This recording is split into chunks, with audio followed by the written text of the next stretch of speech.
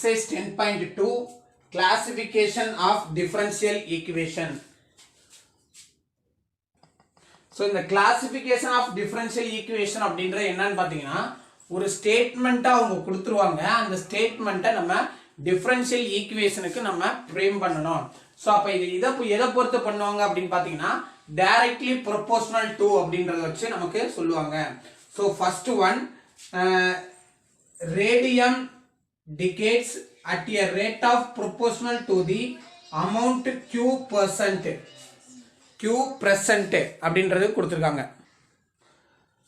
So அப்போ என்னன்னாக்க radium டிகேட்ஸ்ல வந்து q அளவு q வந்து பாத்தீங்க அப்படின்னாக்க இருக்கக்கூடிய அமௌண்ட் வந்து எவ்வளவு அப்படின்றது கேட்டிருக்காங்க. ஸோ அப்போ exercise 10.2 first one let q present the amount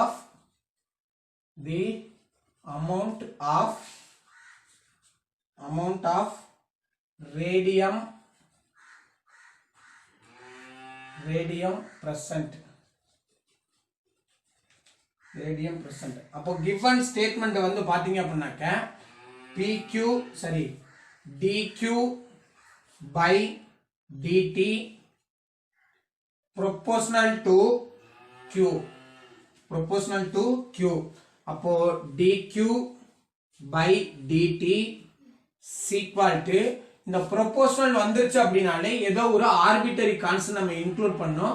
அப்போ kq, k is a constant. இந்த k வை பொறுத்து தான் அது வந்து என்ன ஆகும்னாக்க அந்த வேல்யூ வந்து நமக்கு சேஞ்சஸ் ஆகும். அந்த பிரசன்ட் எவ்வளவு தூரம் பிரசன்ட் ஆகுது அப்படின்றது இந்த k வை பொறுத்து தான் நமக்கு சேஞ்சஸ் ஆகும். The next second question, the population p of a city increases at a rate proportional to the product of population and to the difference between 5000 and population.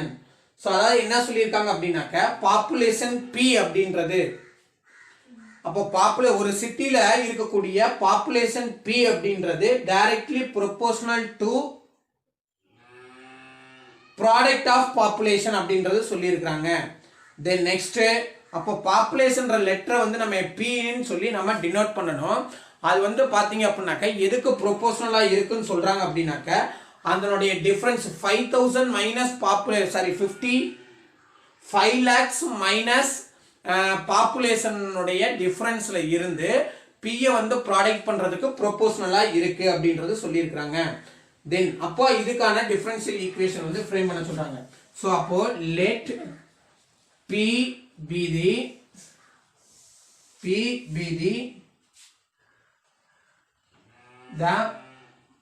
population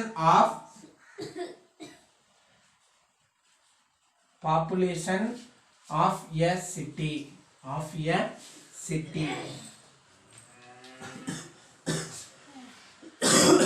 அப்ப given statement வந்து பாத்தீங்கன்னா dp by dt proportional to p into 5 lakh minus p அப்படின்றது கொடுத்திருக்காங்க. அப்போ இத நம்ம ஈக்குவேஷனுக்கு வந்து change பண்ணோம் அப்படினோம்னாக்க dp by dt equal to proportional cancel பண்ணும்போது ஒரு arbitrary கான்ஸ்டன்ட் நம்ம இது பண்ணோம். அப்போ k into p 5 lakhs minus p where k is constant or arbitrary constant எது வேணாலும் நீங்க ரைட் பண்ணிக்கலாம். Next third question, for a certain substance the rate of the change of vapor pressure p அந்த vapor pressure உடைய இது letters வந்து p ன்னு சொல்லி டினோட் பண்றாங்க with respect to temperature t னுடைய டெம்பரேச்சருக்கு வந்து இத ரெப்ரசன்ட் பண்றாங்க is proportional to the vapor pressure and inversely proportional to the square of the temperature. அதாவது என்ன சொல்றாங்க அப்படின்னாக்க பிரஷர் வாப்பர் பிரஷர் வந்து பாத்தீங்கன்னா P அது வந்து இன்வெர்ஸ்லி ப்ரொபோஷனல்னா ரெசிப்ரோக்கல் டெம்பரேச்சர்னுடைய ரெசிப்ரோக்கலை ஸ்கொயர் பண்றதுக்கு வந்து ப்ரொபோஷனலா இருக்கு அப்படின்றது சொல்லியிருக்காங்க. அப்ப இங்க வந்தோம்னாக்க let P and T be the pressure and temperature. Pressure and temperature.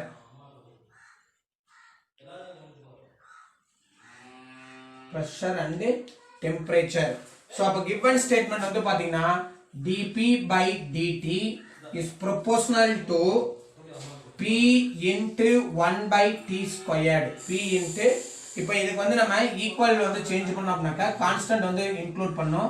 dP by dt is equal to Kp into 1 by T squared.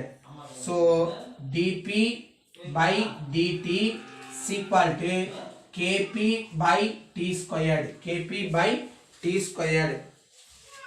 So where K is constant. Where K is constant. K is constant. Next one பார்த்தோம்னா fourth question. Next fourth question. A savings amount pays 8% interest per year compounded continuously. அதாவது ஏன்றவர் ஒரு அமௌண்ட்டை வந்து save பண்றாரு. அந்த amount வந்து பாத்தீங்க அப்படின்னாக்க 8% இன்ட்ரெஸ்ட் காம்பவுண்டடா வந்து இது பண்றாங்க. அப்போ ஒவ்வொரு வருஷமும் காம்பவுண்டட் ஆனுவலி அப்படின்னாக்க இப்போ வந்து நீ இப்போ 100 rupees வந்து நீங்க பேங்க்ல டெபாசிட் பண்றீங்க அப்படின்னா அதுக்கு 8% வந்து 1 இயர் கழிச்சு 8% வந்து இது பண்ணுவாங்க. அப்போ 8% போடும்போது ஒரு அமௌண்ட் வரும். இப்போ 8% அப்படின்னா இதுக்கு 8 ரூபாய் வரும்.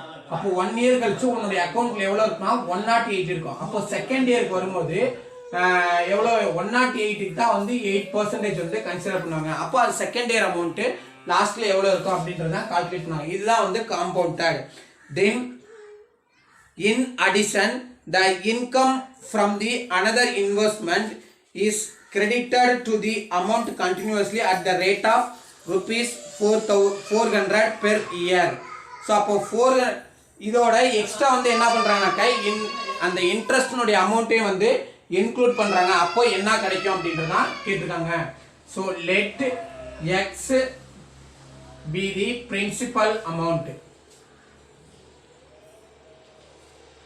Principal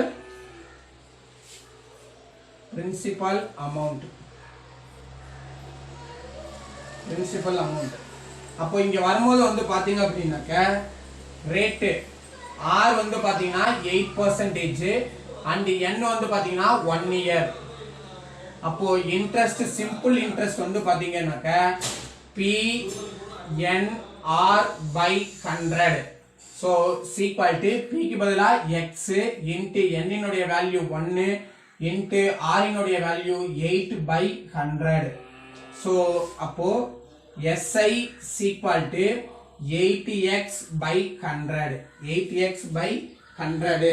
so இப்போ இத கேன்சல் பண்ணா fourth டேபிள்ல வந்து கேன்சல் பண்ணலாம்.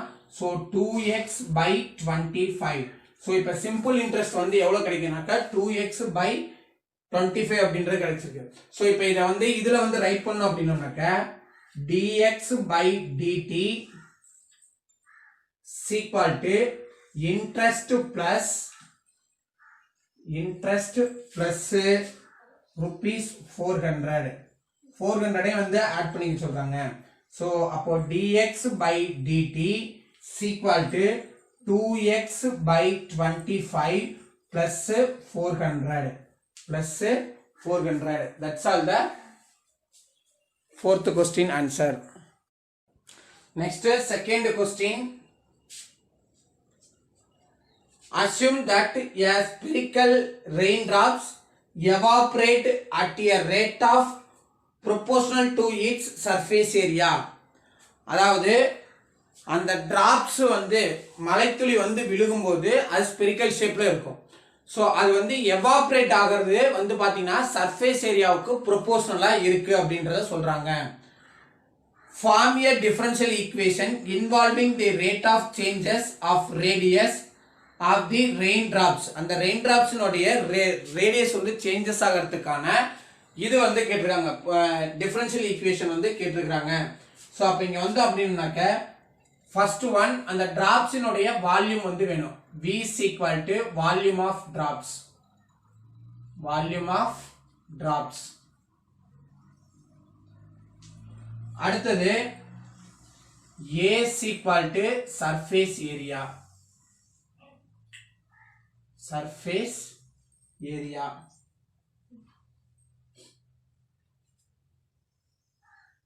So இப்போ இந்த வால்யூம் வந்து பாத்தீங்கன்னாக்கா வால்யூம் ஆஃப் ஸ்பியருக்கு formula, volume of sphere,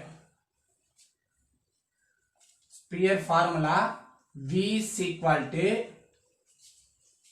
4 pi 3 pi r cube, pi r cube. இதை இப்ப differentiate பண்ணோம்னாக்க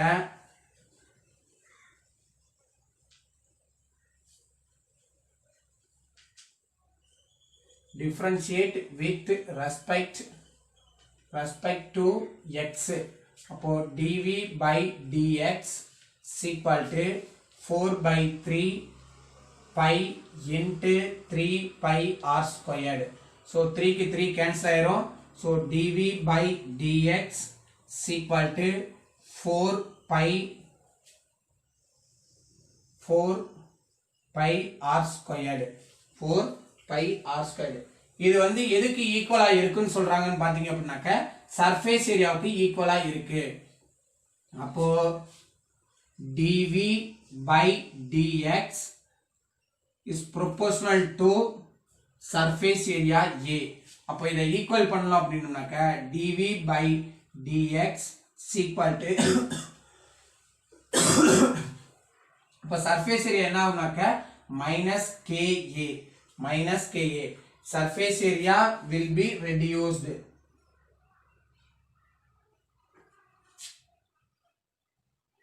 Surface area will be reduced. So அப்ப இங்க வந்து அப்படினாக்க a க்கு ஃபார்முலா இப்ப dv by dx க்கு எவ்வளவு வேல்யூ ஃபைண்ட் பண்ணிருக்கோம்னா 4 pi r squared. 4 pi r squared ன்றதை நம்ம ஃபைண்ட் பண்ணியிருக்கோம். So into dr by dt. dr by dt. 4 pi r squared dr by dt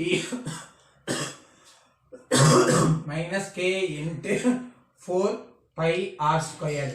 இந்த 4 pi r squared cancel ஆயிடுச்சுனா dr by dt is equal to minus k. dr by dt is equal to minus k, which is the required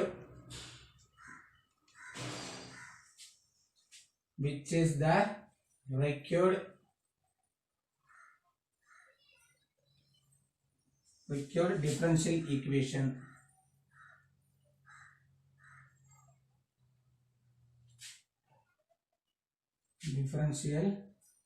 equation. That's all the second question answer.